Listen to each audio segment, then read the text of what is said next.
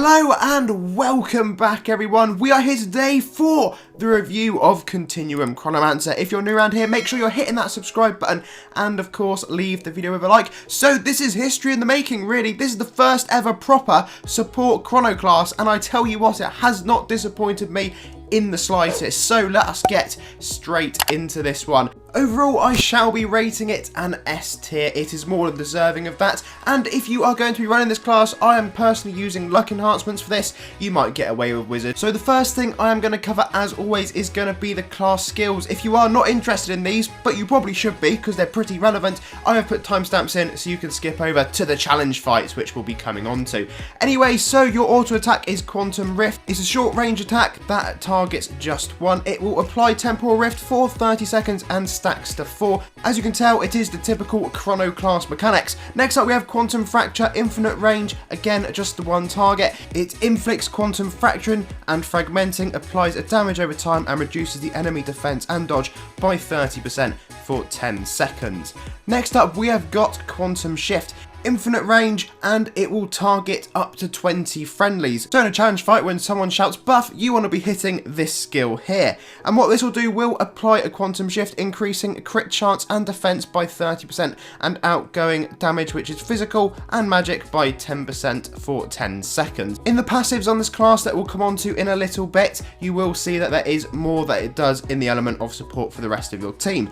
Next up we have got Quantum Restructure. Again, this is infinite range and for just the one target. It applies Quantum Restructure, which will reduce your damage taken whilst inflicting Quantum Rupture to increase damage that the enemy takes. The effects last 2 seconds, never misses or crit.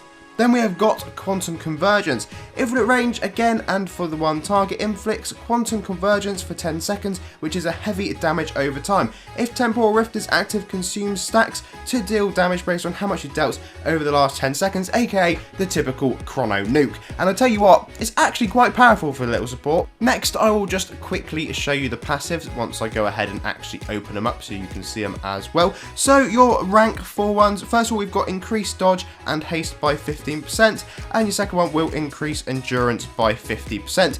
Interestingly, the rank 10 passive will mean that Quantum Shift applies stacks of Quantum Spiral to you and each friendly target. This will increase the crit modifier and damage over time damage for 10% for 20 seconds. That stacks to 40 and cannot be refreshed. So a little bit more support of this class coming in, but let us get in to what this is all about. So for support, it of course is going to get rank S, and we will begin with Ultra Tyndarius. The team comp we are using is Lord of Order, Arch Paladin and Shadow Walker of Time, and as you can see we'll go through the typical strategy. Effectively I'm taking the spot that would previously have been Legion Revenant, and this class works really well. As far as the combo for the skills go, you can literally just spam them. As they said previously in a little update, they're not going to make chrono classes stupidly complicated to use, such as the Underworld or Corrupted ones, or pretty much just any that we've had over the last few years. The way I've been using it is just going 2, 3, 4, 5, just using all those skills, hitting 2, 3 and 4 as they refresh, and making sure once we've got 4 stacks of that Temporal Rift, you can then hit your nuke on number 5. Don't use it too early because you want to make sure you're doing maximum damage, which in these challenge fights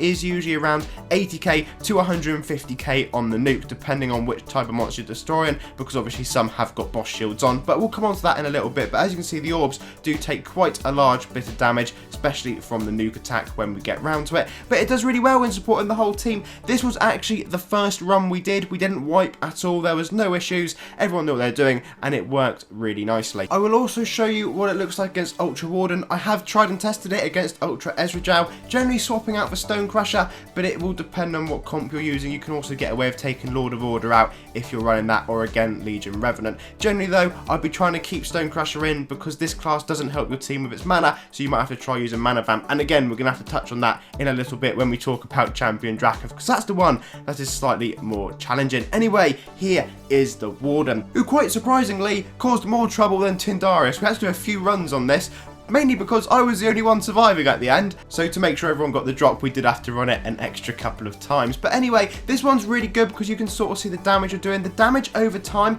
bearing in mind in this comp we've got Lord of Order, Stone Crusher and Arch Paladin all working together. You know, the damage is going to be significantly higher on the Continuum Chrono. We're getting around the 100k crit mark every single time. It does go upwards, but I think the boss shield sort of kicks in because on this particular fight I've never got it over 150k, which I have done against bosses that don't have the shield. Damage over time in the background, you can see you've got around the 400 mark, which comes from your second ability, Quantum Fracture, and then the higher amount, which appears to be going from around 4,000 all the way up to the 20,000 mark, is of course from Quantum Convergence, which is the 5th ability, aka the nuke one. Now we move on to Champion Drakath, and this fight goes very well every single time until around the 7 million mark, which is where people generally would get issues. Each time we were going for Void High Lord Scroll method, and that also included, in this particular run, it was Stone Crusher and Arch Paladin. And the second run that you'll see in just a moment, we swapped Stone Crusher out for Lord of Order to see if the extra heals would make a difference, but I don't feel it was the healing that was a major problem. It was probably just a bit more unlucky rather than the run going really badly, because the DPS was all fine and we were getting it down nice and quickly. It was just slightly later on where I think the damage just started to become a little bit too much. You never know, it might have helped if we actually partied up to see where everyone's health bars were.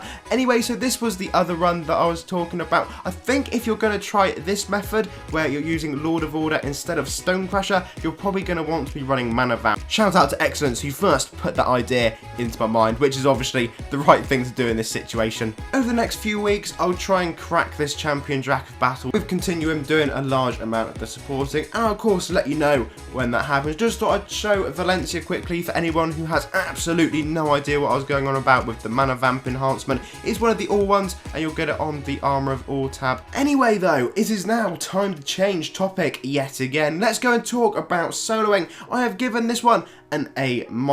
Reason being, it's actually a really good class for soloing. I'm not going to lie to you, it's great against the majority of average bosses in the game. However, when you come across the high hitting ones, you will have a big problem, because although you can reduce a large amount of damage with this class, as well as being able to dodge quite a few attacks, fundamentally it does not have a heal attached to it. So this is what you would call a very outgoing support class, where it's not really looking after its own well-being and is just trying to sort out everyone else, as you can now see when I go along and try and beat the Doom Knight. For the purpose of this, I'm using Dual Unarmed purely because it was the most stable thing I could find that wasn't Exalted Apotheosis with ease in my inventory without going all the way through my bank. I would say the solo nuke is around this 20 to 40k mark. I have got it higher when you're using damage boosting weapons, but that's what you can sort of expect. So it is really good, like I say, when you're taking on the more average monsters. And look how cool the skill animations are. I really like those, and I made sure I turned them on specifically so you guys would be able to actually see them.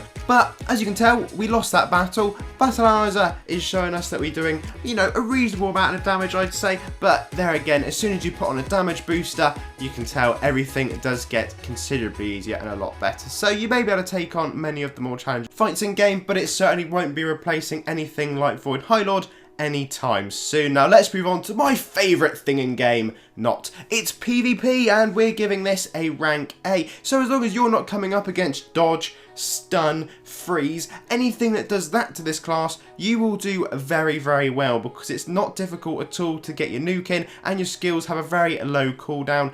It just is lovely to use, I'm not going to lie. However, let's be honest, if you come up against someone who is like this, abusing Great Thief and moving around the map like Sonic, then you will have many issues and you're not going to win. I did get a bit lucky here against Excellence, I'm not going to lie. My amulet definitely saved me, but I think it was karma, because he knows, as I've known him for quite a long time, that moving around is my pet hate in PvP. I think it should be banned. It's the most annoying thing in the world ever. But fortunately, Continuum is a range class, so we didn't have too much of a problem, and the damage over time just about helped me out alongside the amulet. Anyway, folks, so let us just quickly review what we went over. So overall, this class is S tier, support is S tier, solo A-, and PvP is an A. This is one of my favourite support classes in the game, and it is definitely going to be incredibly useful in upcoming challenge fights and some of the older ones, as we already explained. It deals really good damage, and the only downside I've got on this class is the fact it doesn't have its own heal. But hey, we can't have it all. It is definitely in my top 5 chrono classes, and that is all for today. Make sure you leave the video a like and of course subscribe, and I will see you all again incredibly soon.